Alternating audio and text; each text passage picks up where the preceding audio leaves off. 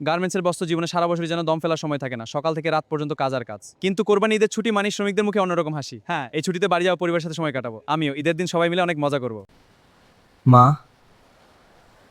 ঈদের ছুটিতে আসবো ইনশাল্লাহ।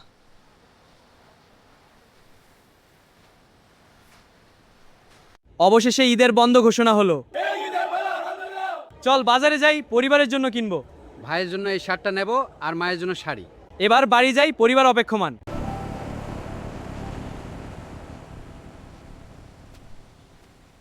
তুই আসছিস, এটাই আমাদের সবচেয়ে বড় ঈদের আনন্দ।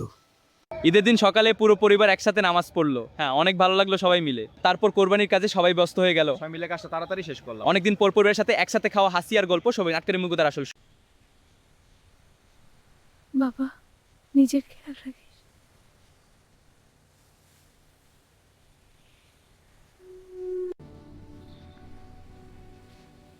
বাবা, নিজের খেয়াল রাখিস।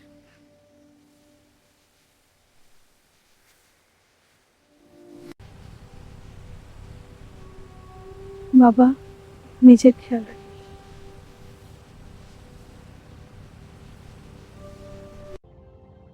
গার্মেন্টসের কষ্ট যতই হোক, পরিবারের মুখের হাসিই তাকে নতুন করে বাঁচার শক্তি দেয়।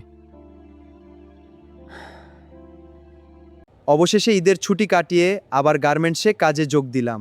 পরিবারের জন্য মনটা খুব খারাপ লাগছে, তবুও তাদের জন্যই তো এত কষ্ট করি।